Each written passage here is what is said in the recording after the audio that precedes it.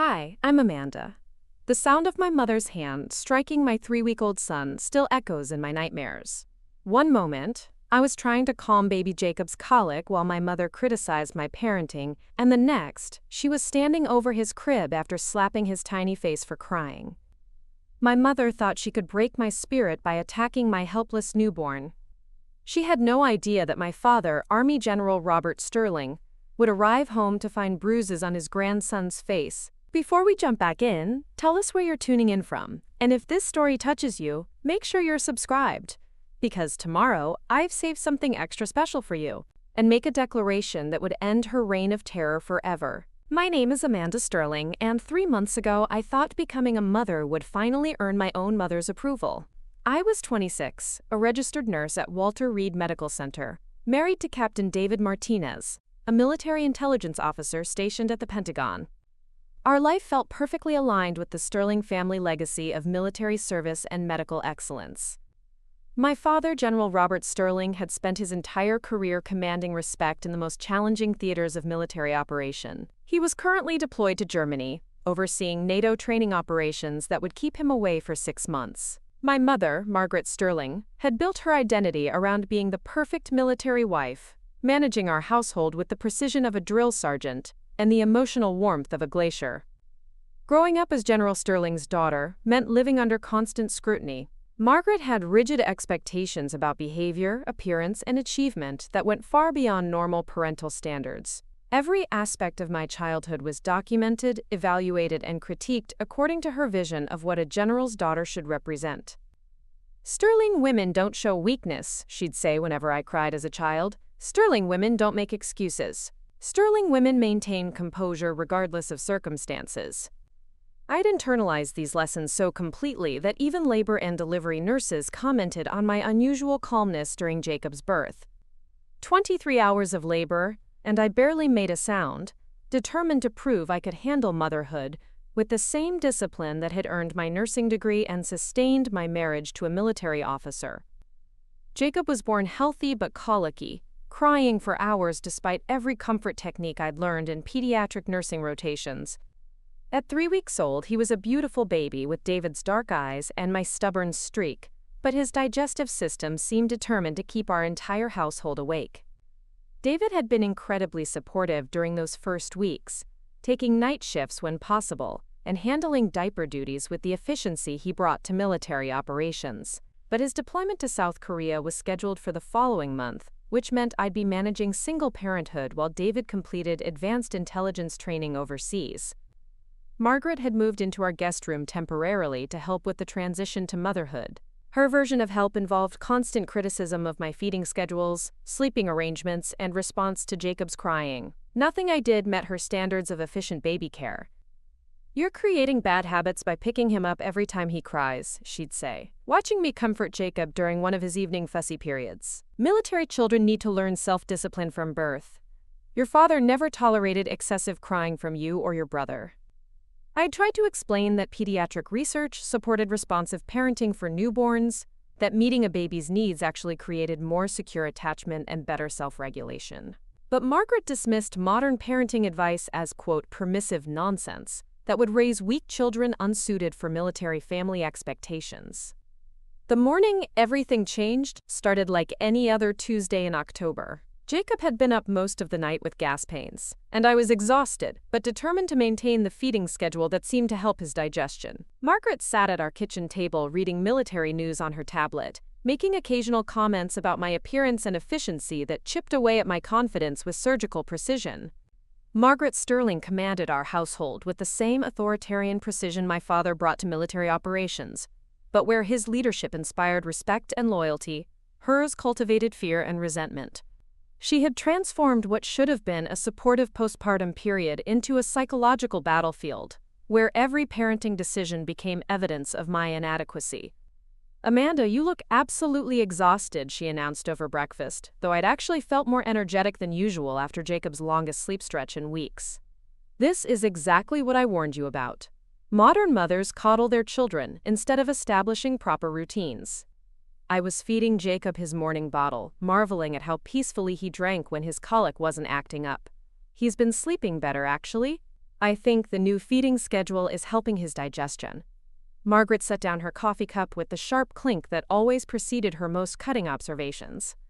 Sleeping better because you're exhausting yourself catering to his every whimper.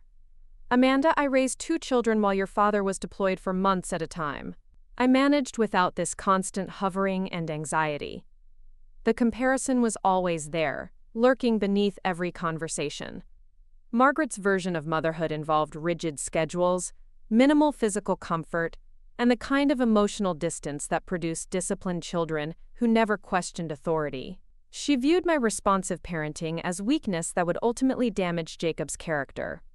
Your brother learned self-discipline because I didn't rush to comfort him every time he cried, Margaret continued, consulting her phone with the air of someone delivering important military intelligence. He's now a successful colonel because he learned early that the world doesn't revolve around his emotional needs.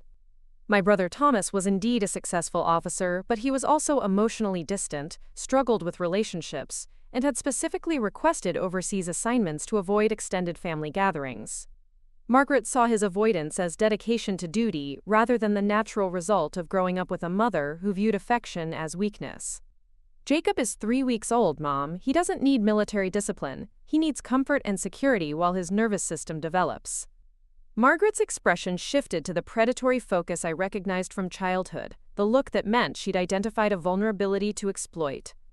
His nervous system would develop perfectly fine with proper boundaries. Instead, you're creating an anxious, clingy child who will never learn independence. She stood and moved closer to Jacob's bouncy seat, studying him with the clinical detachment of someone evaluating military equipment rather than a grandchild. Look at him, Amanda. Already dependent on constant attention and stimulation. This is not how sterling children are raised. The casual dismissal of my son's basic needs felt like a personal attack, but Margaret had decades of experience, making her cruelty sound like reasonable concern. She could demolish confidence with surgical precision while maintaining plausible deniability about her intentions. What exactly are you suggesting? I asked, though I wasn't sure I wanted to hear the answer. Margaret's smile was sharp enough to cut steel. I'm suggesting that you're repeating the same permissive mistakes that created the mental health crisis among today's military families. Anxiety, depression, inability to handle stress. These problems stem from childhood overindulgence. She pulled out a thick folder from her leather handbag, revealing printed articles about military family psychology and child development. I've been researching the connection between early parenting choices and later military readiness.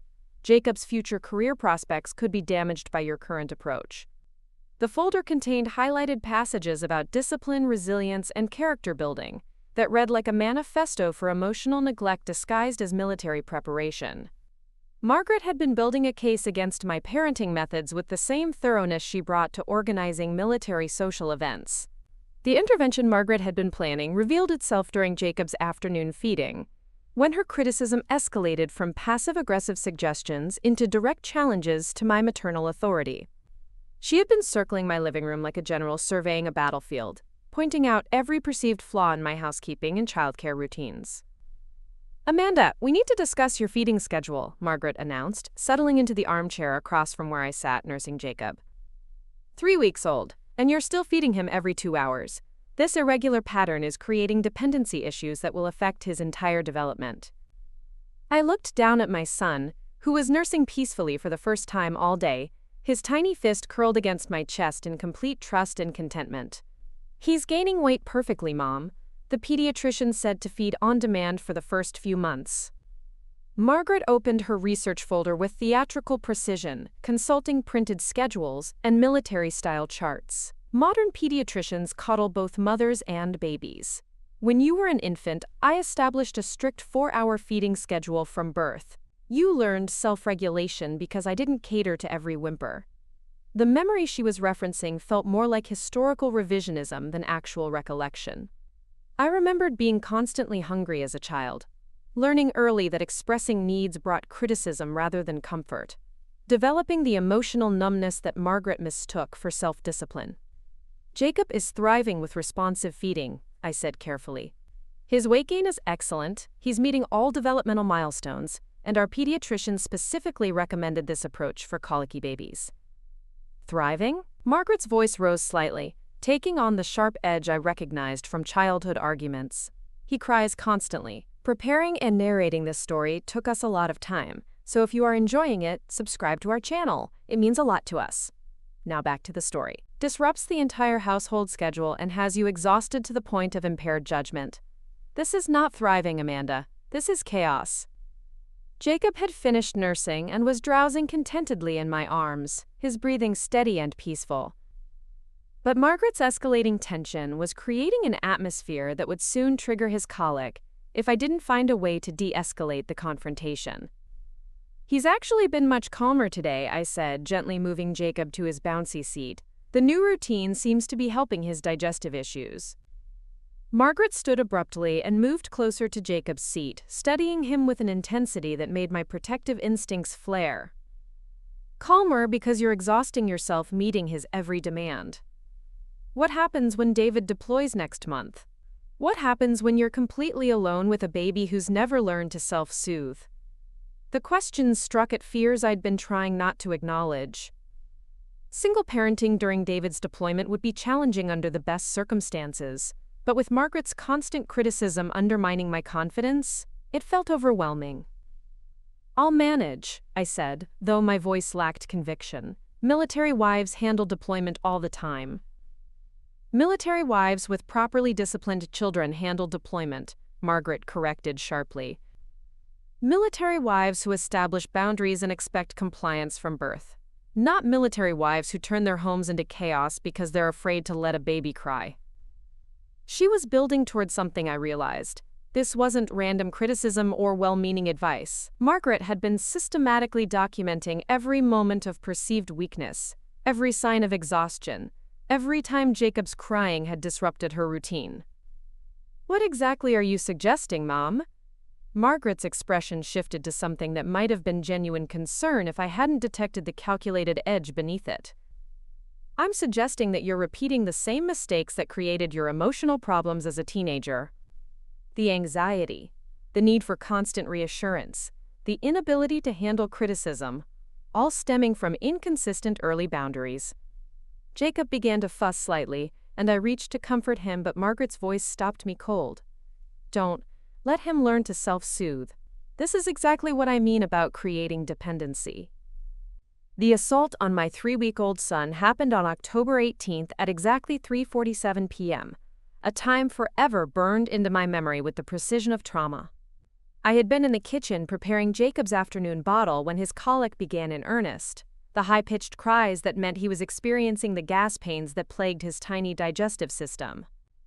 "I'll get him," I called to Margaret, who was in the living room reading military journals with the focused attention she brought to all intellectual pursuits. Jacob's cries were escalating, moving from fussiness into the desperate wails that required immediate comfort and careful positioning to help his gas pass. When I entered the living room, Margaret was standing over Jacob's bouncy seat with an expression I'd never seen before, cold fury mixed with something that looked dangerously close to hatred. My 3-week-old son was screaming, his tiny face red with distress, his little fists clenched as his body fought against the digestive discomfort that made his afternoons miserable. "He's been crying for 3 minutes, Margaret said, her voice carrying the deadly calm that preceded her most devastating attacks. 3 full minutes of disrupting this household because you've taught him that screaming brings immediate attention." I moved toward Jacob, my maternal instincts overriding everything else, but Margaret stepped between us with military precision. "No, Amanda, this stops now.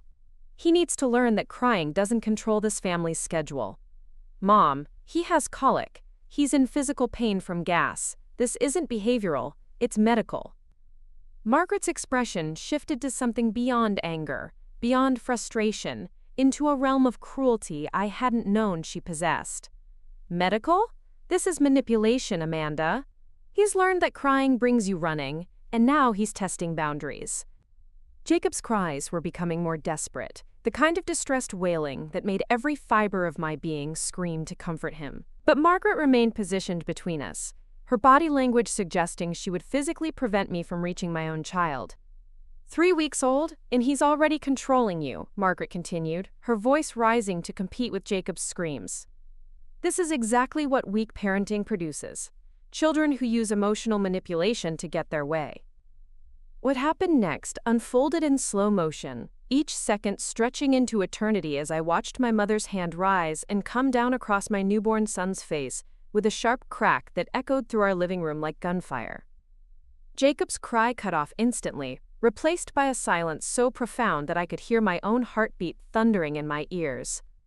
Then came a different sound.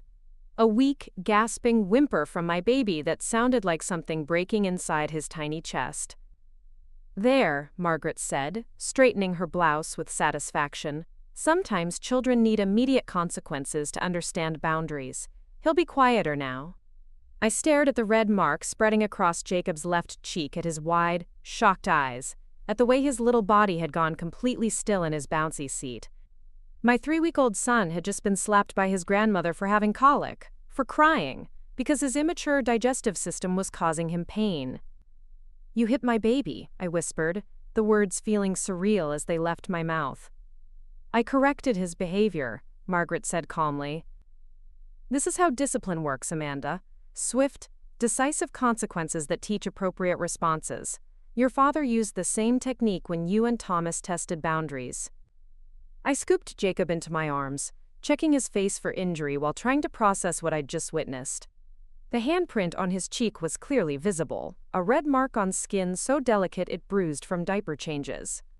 My mother had struck a newborn baby for exhibiting normal infant behavior. "Mom, you cannot hit a 3-week-old baby. This is abuse." Margaret's laugh was sharp as breaking glass. "Abuse?" I gave him a gentle correction that will prevent years of behavioral problems. "You should thank me for teaching him early that tantrums don't work." The call to the pediatrician's emergency line came while I sat in Jacob's nursery, photographing the handprint bruise on his face with shaking hands. Dr. Sarah Kim's voice was professional but carried an undertone of concern that made my maternal panic spike even higher. "Mrs. Martinez, bring Jacob in immediately.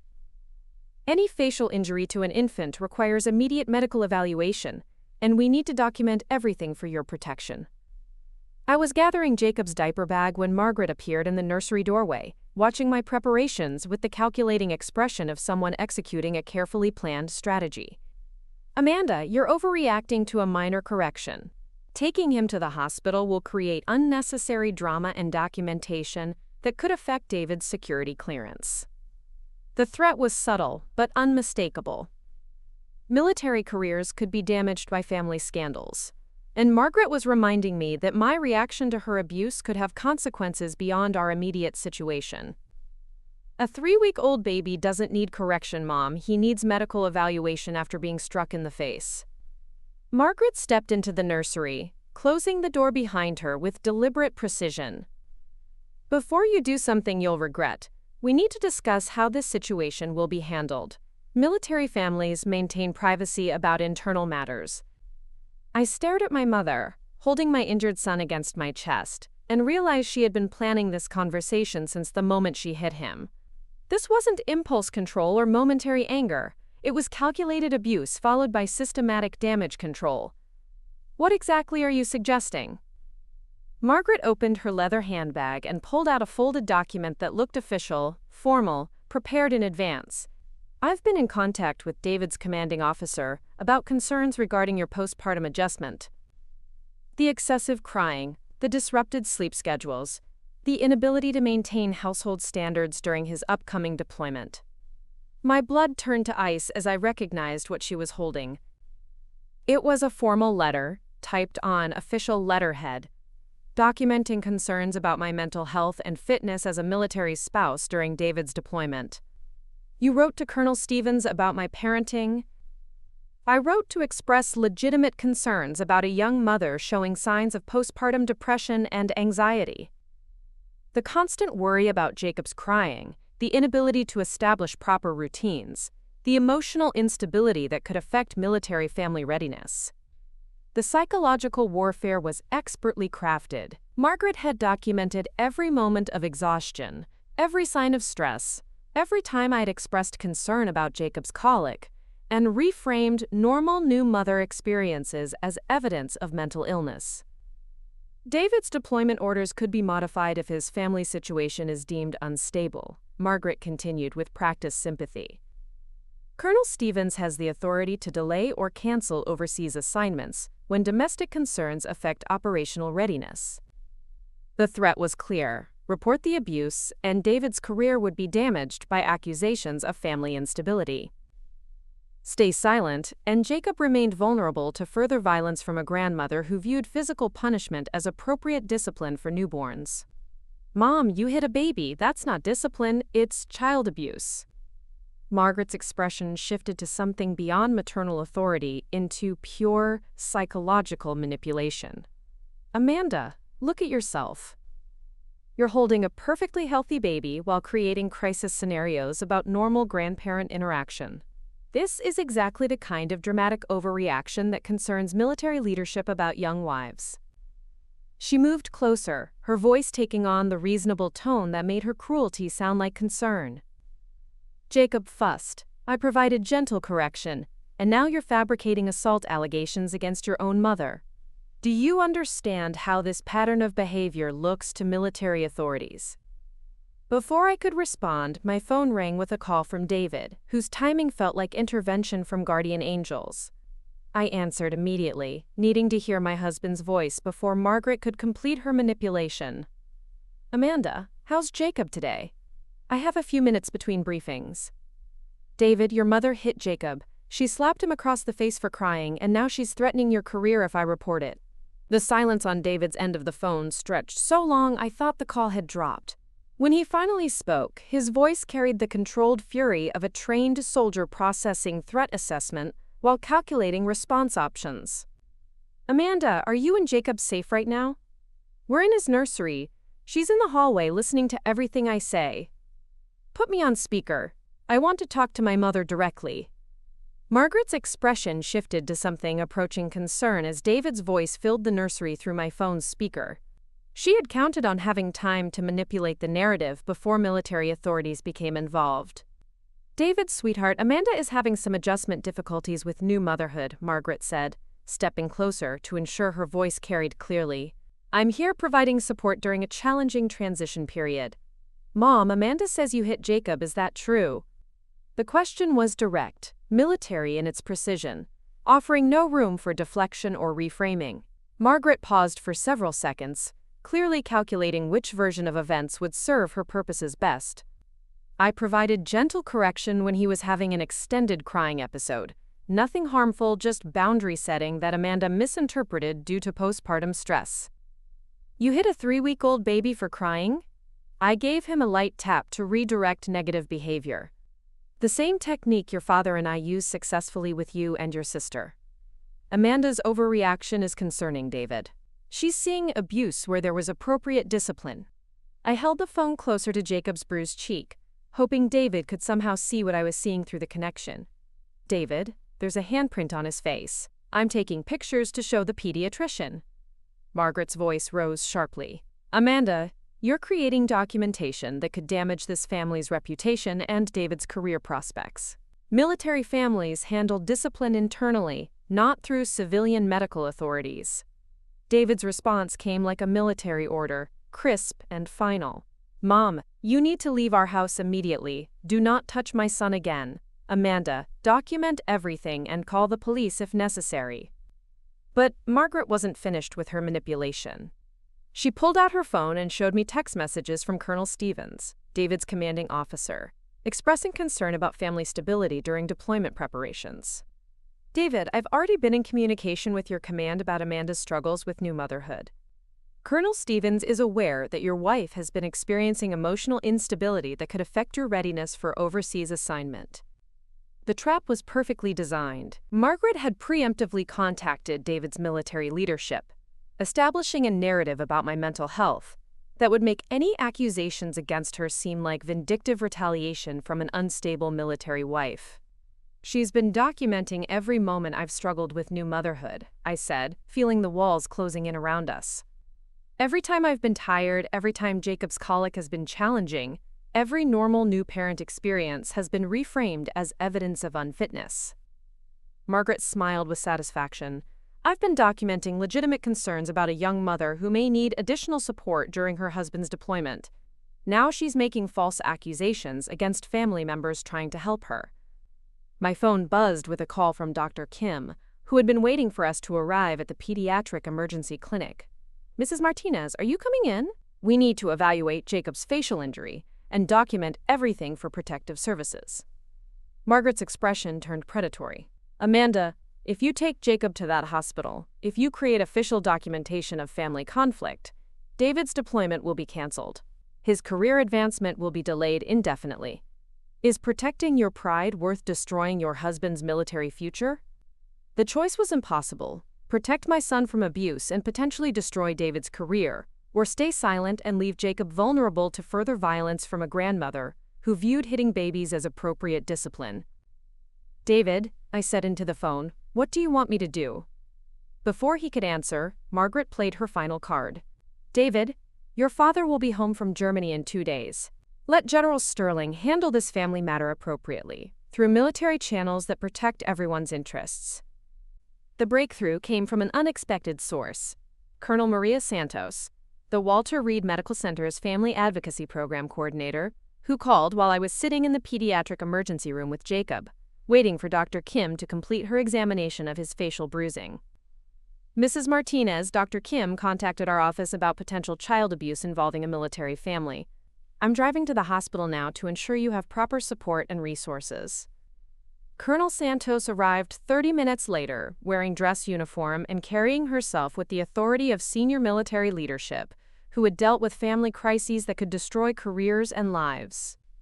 She studied the photographs Dr. Kim had taken of Jacob's injuries with the focused attention of someone who understood both medical evidence and military justice protocols. "Mrs. Martinez, deliberate striking of an infant constitutes child abuse under both civilian and military law. Your husband's career will not be damaged by reporting his mother's criminal behavior." The relief was overwhelming. For hours, Margaret had convinced me that protecting Jacob meant destroying David's military future. But Colonel Santos was explaining that the opposite was true. "Military families are protected by specific protocols when family members commit crimes against children," Colonel Santos continued. "The Family Advocacy Program exists specifically to ensure that reporting abuse strengthens rather than damages military careers." Dr. Kim returned with Jacob's medical evaluation, her expression carrying the professional concern of someone who had seen too many injured children. "The facial bruising is consistent with a deliberate strike from an adult hand. At 3 weeks old, this level of force could have caused serious injury or death." Before I could process the full implications, my phone rang with a call from an unfamiliar number. The voice that answered was crisp, authoritative, and unmistakably military. "Mrs. Martinez, this is General Robert Sterling. I understand there's been an incident involving my grandson that requires immediate attention. My father-in-law was calling from Germany, somehow having learned about Jacob's abuse despite being thousands of miles away on NATO deployment. The speed of his response suggested that military communication networks had carried news of the incident directly to senior command levels. General Sterling, your wife struck Jacob for crying. She hit a 3-week-old baby and then threatened David's career when I wanted to report it." The silence that followed was so profound I could hear the international connection static. When General Sterling spoke again, his voice carried the kind of controlled fury that had commanded respect in combat zones around the world. "Mrs. Martinez, I want you to understand something very clearly. No one threatens my son's career for protecting his child from abuse. No one strikes my grandson for any reason. And no one manipulates military protocol to cover up criminal behavior against infants." Colonel Santos leaned forward with sudden interest. "General Sterling, this is Colonel Santos from Walter Reed Family Advocacy. Your wife has been systematically documenting Mrs. Martinez's postpartum adjustment to build a case for family instability." "Has she indeed?" General Sterling's tones suggested that Margaret's manipulation had just escalated from family conflict to military misconduct. "Colonel Santos, I'm authorizing you to conduct a full investigation into any unauthorized contact with my son's command structure. My wife does not speak for this family or represent military interests." Dr. Kim approached with additional information that changed the entire dynamic. "I've been reviewing Jacob's medical records, and I need to ask about previous incidents. Has your mother-in-law had unsupervised access to Jacob before today? The question made my blood chill. She's been staying with us for 2 weeks, helping with childcare while David prepares for deployment. Mrs. Martinez, I'm seeing patterns in Jacob's fussiness and digestive issues that could suggest systematic stress rather than normal colic. Has his crying increased since she moved in? The revelation hit like lightning. Jacob's colic hadn't been random infant digestive problems. It had been his tiny body's response to living with someone who viewed his normal baby behavior as intolerable disruption, requiring violent correction. General Sterling, I said into the phone, I think she's been abusing Jacob for weeks. His colic symptoms started when she moved in. General Robert Sterling's early return from Germany was announced through official military channels 24 hours before he walked through our front door, carrying himself with the bearing of a commanding officer who had cut short a NATO deployment to address a family crisis that threatened everything he valued about military honor and child protection. Margaret was waiting in our living room when he arrived, sitting in the same chair where she'd struck Jacob 2 days earlier. She had spent 48 hours preparing her defense, consulting legal resources and crafting a narrative that painted her as the concerned grandmother, trying to help an unstable daughter-in-law during a difficult postpartum period. Robert, thank goodness you're home, Margaret said, rising to embrace him with theatrical relief. Amanda has been struggling with new motherhood more than we realized. The stress of David's upcoming deployment has created some concerning behavioral patterns. General Sterling set down his military duffel bag with deliberate precision, his expression carrying the kind of controlled authority that had commanded respect in combat zones around the world. He wore his dress uniform despite arriving from international travel, sending a clear message that this was official military business rather than casual family conversation. Margaret, sit down. We need to discuss what happened to Jacob. The command in his voice was unmistakable, cutting through Margaret's prepared presentation like a blade through silk. She settled back into her chair with less confidence, recognizing that her husband was operating in military mode rather than domestic negotiation. Amanda called Child Protective Services without consulting family first, Margaret said, launching into her rehearsed explanation. She's created official documentation about normal grandparent discipline that could affect David's security clearance and career advancement. General Sterling pulled out his phone and displayed photographs that made Margaret's face go pale. These are the medical photographs Dr. Kim took of Jacob's facial injuries. Margaret, explain to me how a handprint bruise on a 3-week-old baby constitutes normal grandparent discipline. The silence stretched between them like a chasm. Margaret had not expected photographic evidence, had not anticipated that military medical protocols would document everything with the precision used for combat injuries.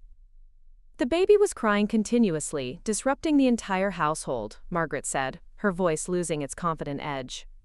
Someone needed to establish boundaries before Amanda's permissive parenting created lasting behavioral problems. So you struck an infant for having colic?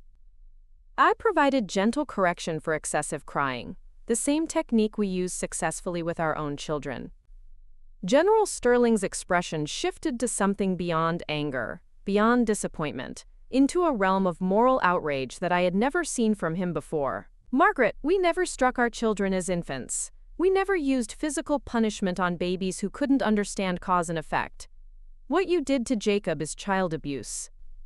Margaret stood abruptly, moving toward the family photographs that lined our mantelpiece as if they could provide evidence for her version of their parenting history. Robert, you're letting Amanda's postpartum hysteria influence your judgment.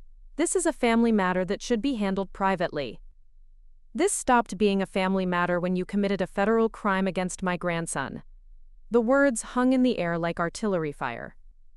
General Sterling had just classified Margaret's abuse as a federal offense, removing it from the realm of family disagreement, and placing it squarely within military justice protocols.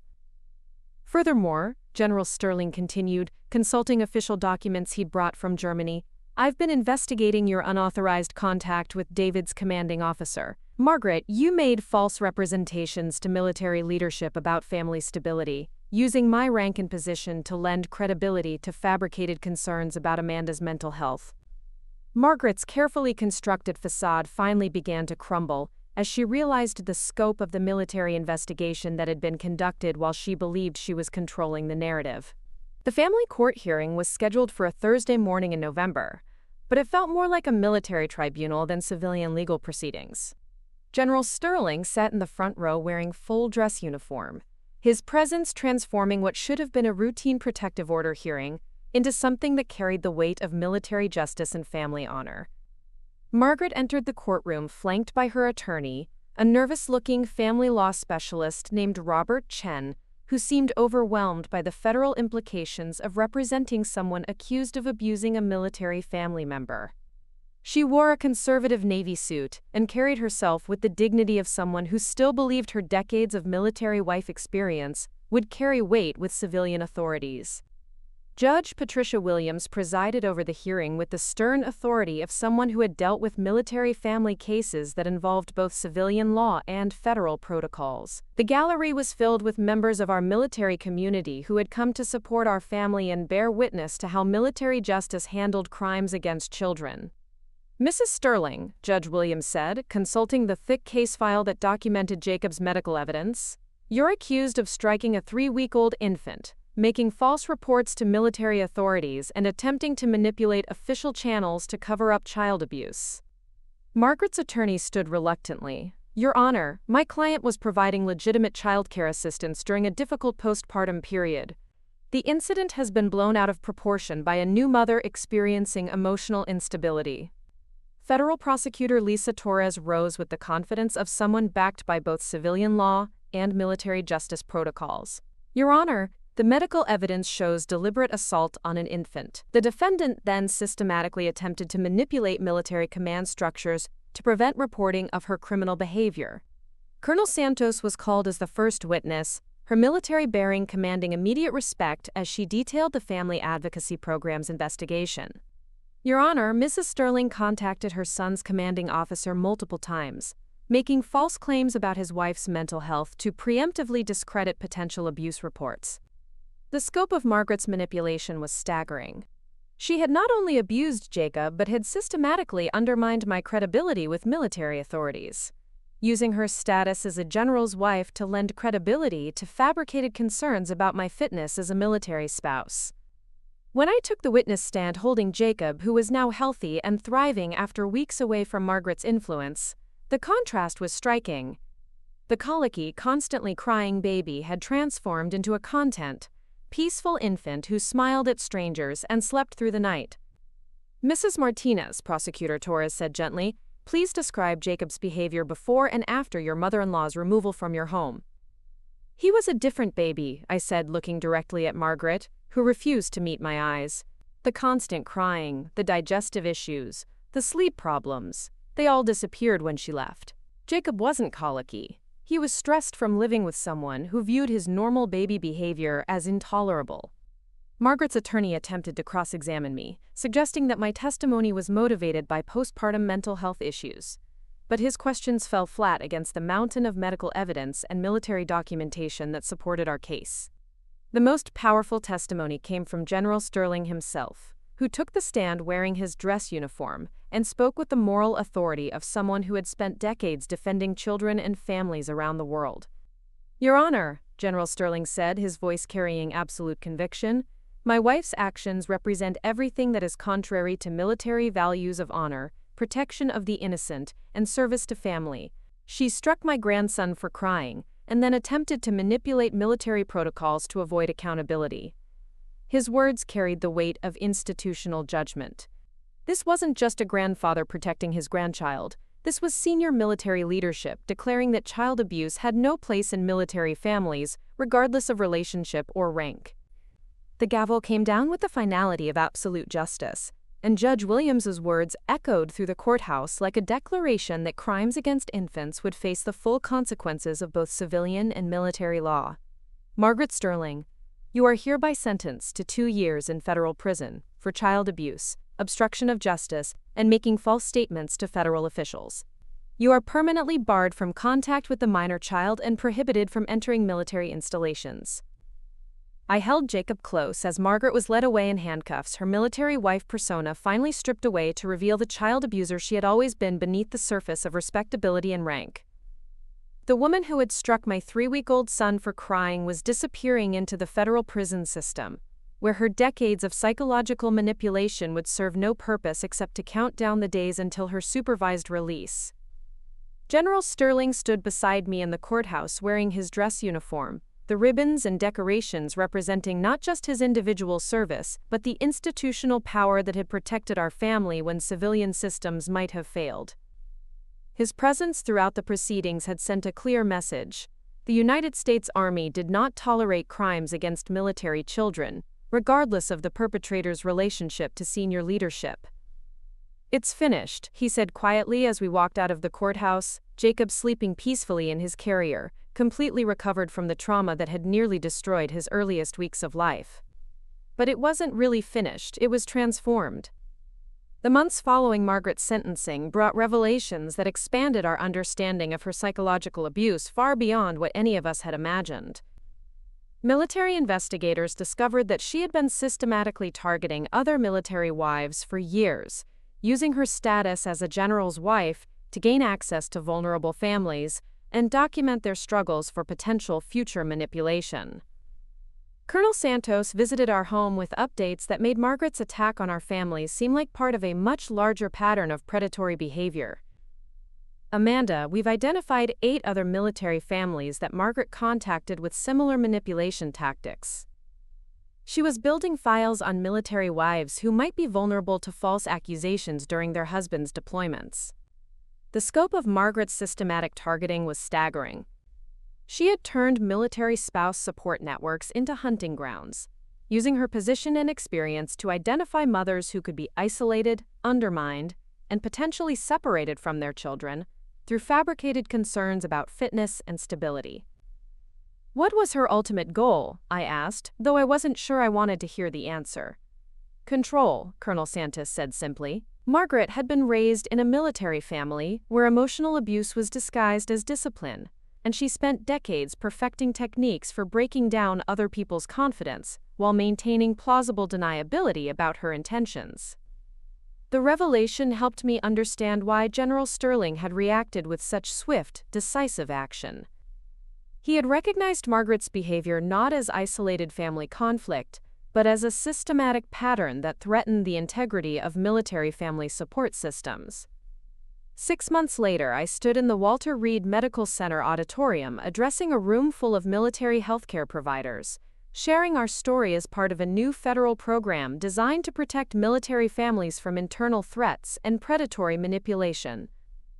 Jacob sat in his high chair beside the podium, now a healthy 8-month-old, whose bright smile and confident babbling served as proof that children could recover completely from even the most calculated abuse.